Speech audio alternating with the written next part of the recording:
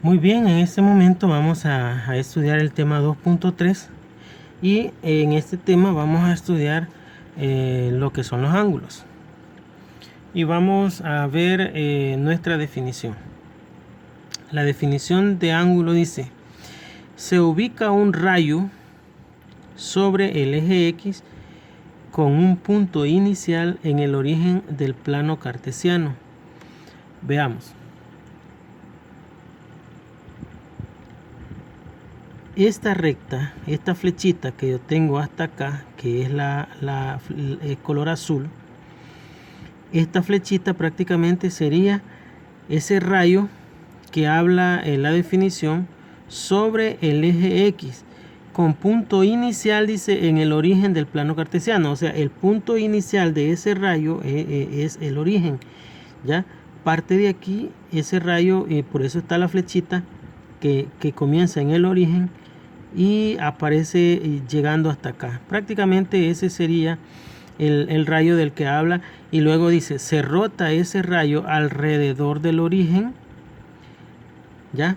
Si ustedes observan, este rayo que aparece aquí se empieza a mover, empieza a subir y llegamos a este punto. Ya se movió, ya no está acá, sino que se ha movido y ha llegado hasta este punto. Dice que a la abertura entre el rayo inicial y el final se llama ángulo. Observemos acá. Aquí aparece un rayo, ¿sí? Una recta. Luego aparece otro rayo. A este rayo, que es donde comienza a girar el otro rayo, a ese rayo se llama lado inicial. Y el que se está moviendo, ¿verdad? El que va en movimiento, a ese se llama lado terminal. Ahí donde queda prácticamente sería el ángulo que se forma, y a esa abertura que se forma se llama, dice, ángulo. O sea que este es el ángulo, ¿verdad? Esa abertura que hay entre el lado inicial y el lado terminal se llama ángulo. Luego dice, al rayo inicial se llama lado inicial y al rayo final se le llama lado terminal del ángulo. Bien, se dice que un ángulo está en posición estándar si su lado inicial está sobre el lado positivo del eje X y su vértice sobre el origen. Oiga bien, se dice que un ángulo está en posición estándar si su lado inicial está sobre el lado positivo del eje X y su vértice sobre el origen. O sea que aquí en este ángulo, si ustedes observan, el lado inicial está ubicado sobre el eje de las X, ¿ya? El lado inicial está ubicado sobre ese X, sobre ese eje X. Entonces, a ese ángulo que está sobre el plano cartesiano se llama ángulo en posición estándar. Luego sigue diciendo: un ángulo puede medirse en grados y cada grado resulta de dividir una circunferencia entre 160 partes iguales, siendo cada parte un grado, ¿verdad? Esta abertura que hay entre el lado inicial y el lado terminal se llama ángulo, y el ángulo se puede medir en grados. Esa es una de las medidas con las cuales se puede trabajar para los ángulos.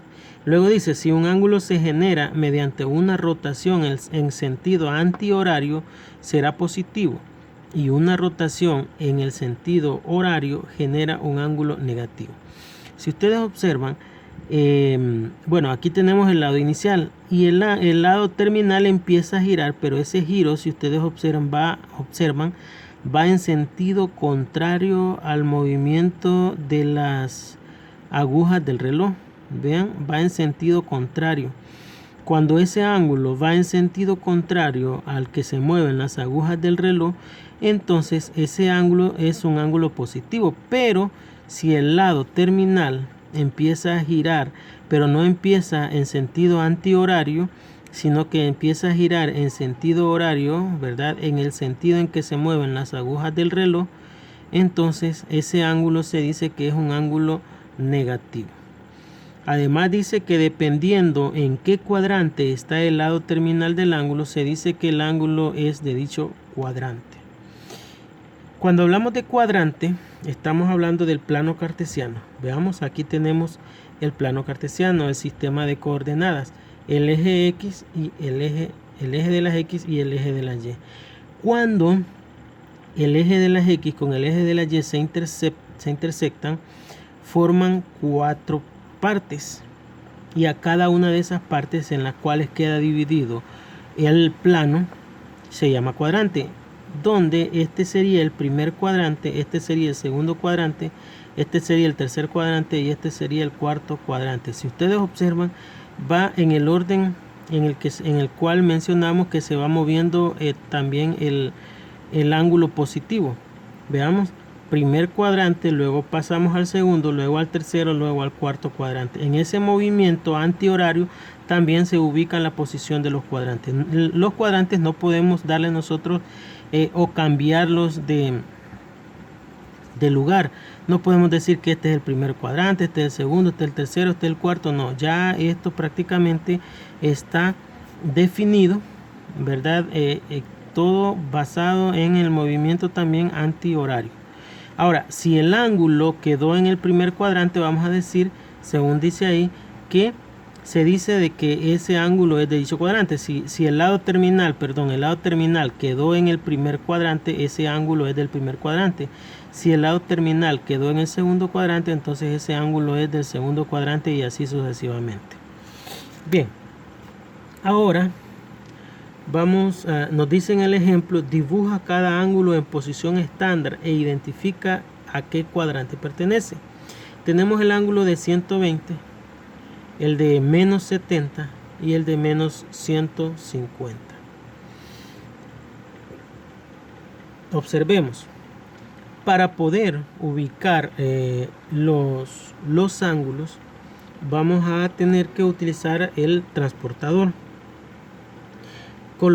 Dibujamos el sistema de coordenadas, el eje de las X y el eje de las Y, y en el origen nos ubicamos con el centro del transportador. Vean, en el origen nos ubicamos con el centro del transportador, y a partir de la parte positiva del eje de las X, donde está el lado inicial de ese ángulo, empezamos a contar y llegamos y medimos hasta 120 grados. Por lo tanto, ese ángulo de 120 grados lo medimos y trazamos una recta que parte del origen también, ya, y que pasa por esos 120 grados.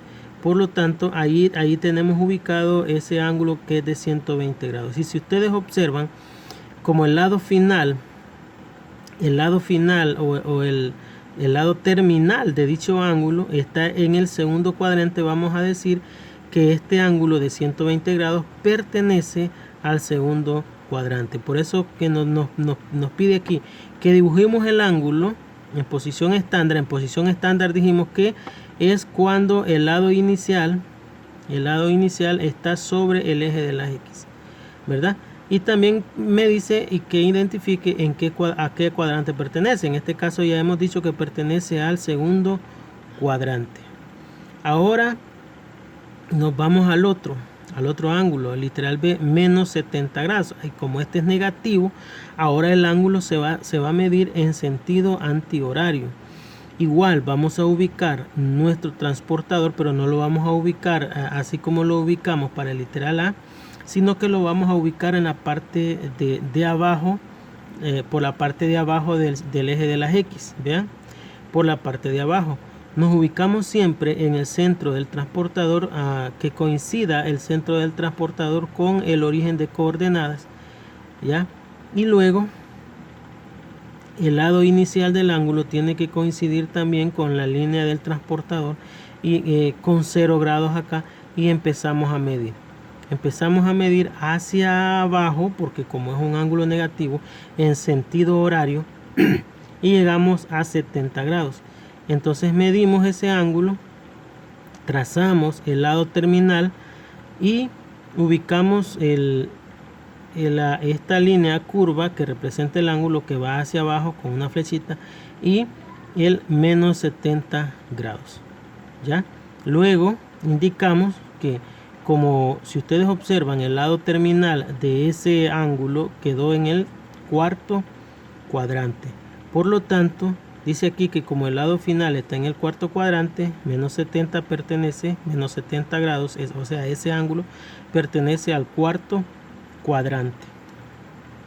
Ahora vamos al otro literal, al literal C, que es menos 150. Como es negativo, igual ubicamos el transportador por la parte de abajo del eje de las X.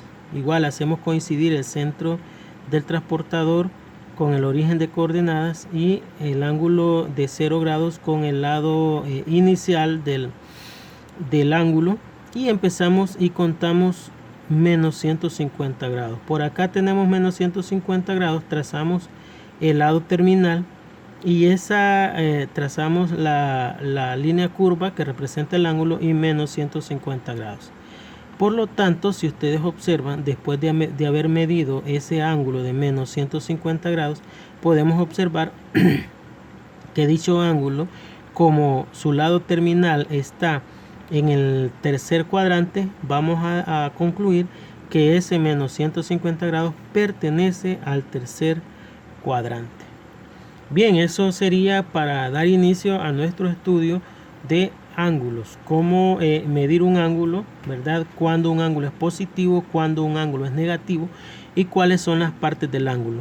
El origen de coordenadas prácticamente sería el mismo vértice del ángulo, porque el ángulo tiene la abertura, que es el ángulo, el lado inicial, que es el lado que queda ubicado sobre la parte positiva del eje de las X, tiene el lado terminal y también tiene su vértice, que está prácticamente también ubicado en el origen del sistema de coordenadas.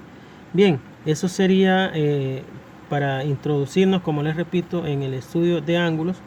Y luego tenemos los problemas que dice: dibuja cada ángulo en posición estándar e identifica a qué cuadrante pertenece. Primero, en posición estándar, y les repito eso, en posición estándar es cuando el lado inicial está ubicado sobre la parte positiva del eje de las X y el vértice del ángulo coincide con el origen de coordenadas, que es acá. Luego dice: e identifica a qué cuadrante pertenece. Entonces, cuando ubiquemos este 80 grados, este 310 grados y este menos 170 grados, cuando dibujemos el ángulo, vamos a observar a qué cuadrante pertenece, o sea, dónde queda el lado terminal de ese ángulo. Ahí vamos a decir que ese ángulo pertenece a ese cuadrante.